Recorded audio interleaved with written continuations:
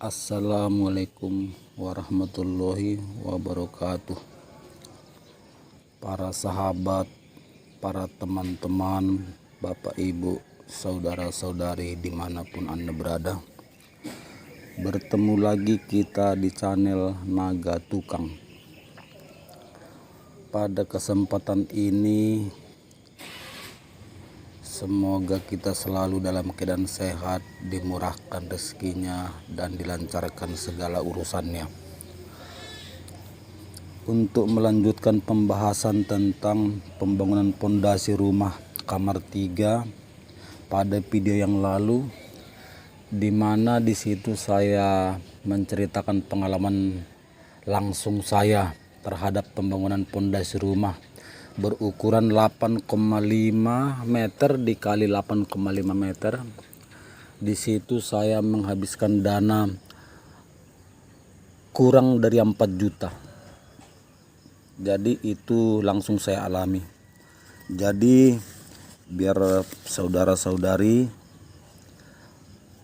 bisa membuat suatu perincian-perincian dengan semua yang saya ceritakan, mungkin bisa menjadi masukan untuk Anda, untuk saudara-saudari, karena membangun rumah ini sebenarnya tidak sesulit yang kita bayangkan.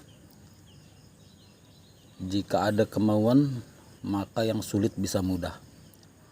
Jadi bapak-bapak, ibu, teman, saudara-saudari sekalian, jadi dalam pembangunan ini ada dia beberapa tahapan. Misalnya kalau mulai membangun itu kita mulai persiapan kita di waktu, udah itu pembelian material, dan di sini kita mulai dulu dari tahapan yang paling banyak memakan biaya dan solusinya agar dapat kita hemat. Yang banyak memakan biaya di dalam pembuatan pondasi adalah besi. Seperti ini, besi yang saya gunakan adalah besi 10 net.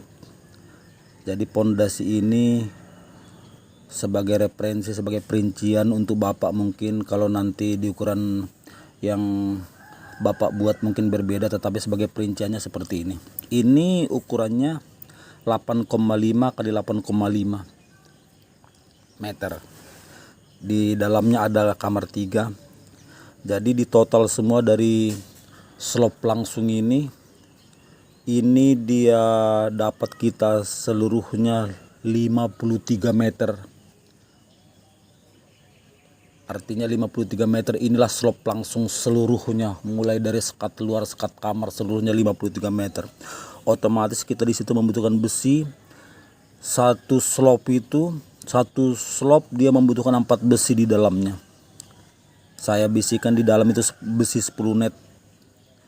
Jadi kalau dibagikan misalnya 53 meter dikali 4 biji besinya, 4 buah besi panjang 12, dia membutuhkan 18 batang. 18 batang kalau kalikan harga sekarang, harga normal di tempat kami 80.000 satu batang. Berarti 18 batang kali 80.000, 1.440.000. Sementara besi begelnya itu saya buat biar hemat besi 6.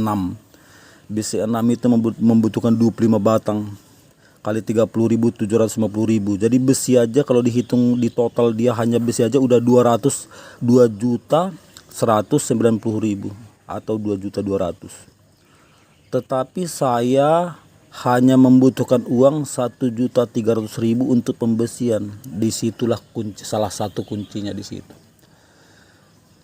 Kenapa bisa begitu? Karena 6 bulan sebelum pembangunan saya berburu besi bekas. Kunci utamanya di situ. Saya kadang dapat 2 batang, saya kadang dapat 3 batang. Panjangnya kadang ada 2 meter, 3 meter, 5 meter. Semua saya angkut. Karena setiap tulangan yang bersambung apabila kita bengkokkan, kita rapatkan begelnya, sementara posisi dalam tembok mudah-mudahan itu cukup kuat. Tergantung kita, tergantung teknik trik kita. Semua ilmunya bisa kita dapatkan di internet. Jadi itu yang pertama saudara. Jadi yang harusnya kita pembesian menghabiskan dana 2.200.000, kita hemat menjadi 1.300.000. Minimal kita bisa berhemat 40% antara besi baru dengan besi bekas. Karena sudah saya hitung, besi baru dari toko itu lebih kurang per kilonya itu 14.500 per kilogram. Itu besi baru dari toko. Sementara saya membelinya di tempat besi tua, saya masih dapat saat ini 1 kilo kisaran Rp6.000 sampai Rp7.000 per kilogram. Jadi banyak penghematan di situ. Jadi itulah kiat pertama yang saya akan beritahu kepada teman-teman saudara-saudari sekalian. Selanjutnya saudara-saudara saya sekalian, setelah tadi kita membahas tentang besi, kali ini kita beralih pembahasan tentang papan backcasting. Yang dimana kita papan backcasting ini kita bisa beli baru dan juga kita mencari papan-papan bekas kalau kita rajin. Bisa juga kita gunakan dari triplek. Jadi di sini perlu juga kita buat suatu penghematan di dalam pembelian kayu papan, karena apabila kita semuanya membeli papan baru, broti baru, kayu-kayu baru, tentu memakan biaya yang tinggi. Jadi kalau yang saya di sini yang saya terapkan, pengalaman saya adalah saya membeli papan itu hanya untuk cukup untuk satu sisi saja, cari sisi terpanjang dari pondasi tersebut. Jadi misalnya dia dicari dari sisi terpanjang, bisa dipindahkan ke sisi selanjutnya, karena bagaimanapun ukuran pondasi kita ini adalah sama tebal, sama ketinggiannya. Karena di sini yang pondasi saya buat ini adalah ke lebarnya 18 cm, ketinggiannya rata-rata 35 cm. Itu rata-rata ketinggiannya nih saudara-saudara sekalian. Jadi untuk itu kita tidak perlu berboros-boros untuk kayu, bisa kita satu sisi kita siapkan dulu, setelah itu pindahkan setelah kering. Kalau misalnya langsung bisa dilanjutkan 2 hari kemudian silakan, tapi kalau saya ini saya siapkan satu sisi dulu, kadang saya berhenti dulu 1 minggu atau 2 minggu tergantung dana dan situasi dan kondisi yang lain. Jadi dengan syarat setiap sambungan itu tidak boleh licin, setiap sambungan harus dimiringkan, dan besi di dalam, turangan di dalam harus dilebihkan sambungannya seperti pembahasan tempo hari. Jadi itu lihat tentang kayu, tentang papannya itu harus dihemat juga.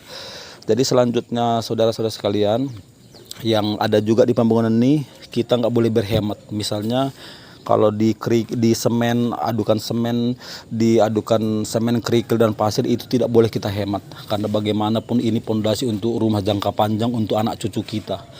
Jadi ini tidak boleh dihemat, adukannya tetap 1, 2, 3, jangan diencer-encerkan ya teman-temannya, ini bahaya. Jadi ada standarnya. Kalau nggak salah itu standarnya itu 1, 2, 3 itu adukannya itu sama dengan K195. Itu cukup bagus standar untuk pondasi. Jadi itu dia. Jadi baiklah teman-teman saudara-saudara sekalian. Jadi itu pembahasan tentang penghematan material. Jadi kita mulai sekarang tentang bagaimana teknik pekerjaannya agar yang menyesuaikan dengan penghematan tadi. Misalnya begini saudara-saudara sekalian. Misalnya ini yang kita bangun ini, kita tentu mulai membuat denahnya dulu atau mencari denah yang sesuai dengan keinginan kita.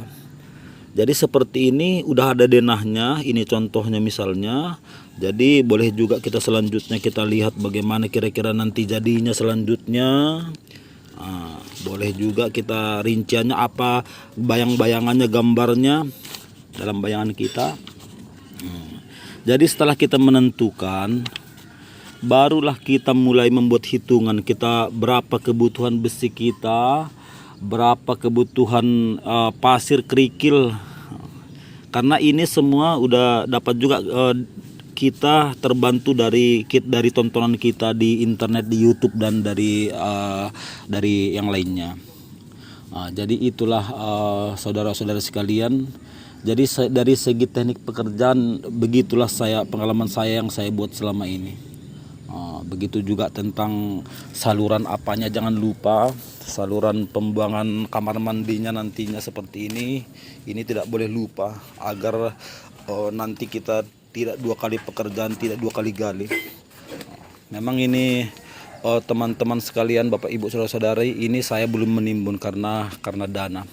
Karena di sini sebenarnya kita sifatnya bukan mengajari, kita hanya berbagi bagi teman-teman saudara-saudari yang mungkin yang dananya pas-pasan. Karena saya merencanakan ini sebetulnya 5 tahun yang lalu, teman-teman sekalian, saudara sekalian. Tetapi saya dulu merencanakan terkumpul dana sekaligus dan itu tidak pernah terjadi.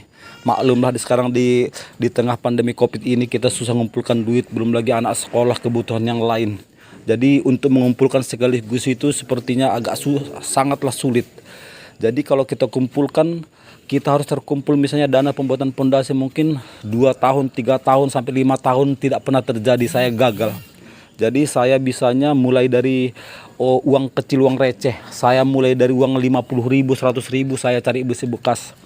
Ada uang 100.000 saya cari besi bekas. Rupanya yang seperti itu memancing semangat kita. Kita melihat satu sisi galiannya udah selesai, datang semangat, datang udah siap pula satu sisi pondasinya, datang semangat. Jadi kalau kita seperti itu teman-teman sekalian, jadi itulah sumber apanya, semoga menjadi sumber motivasi bagi kita semua, bagi Anda sekalian, bagi teman yang mungkin senasib dengan saya. Jadi intinya itulah yang mau kita bagikan di sini. Bukan menggurui teman-teman, bukan berbeda mungkin dengan saudara-saudara kita mungkin yang lebih beruntung ekonominya, mungkin caranya bukan seperti ini. Tapi ini dalam arti bukan berarti semuanya uang yang banyak harus bisa merealisasikan suatu keinginan kita, tetapi sebenarnya keinginan yang kuat.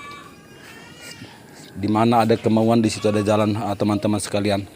Jadi pada kesempatan ini, inilah yang ingin saya bagikan, ini yang dapat saya bagikan.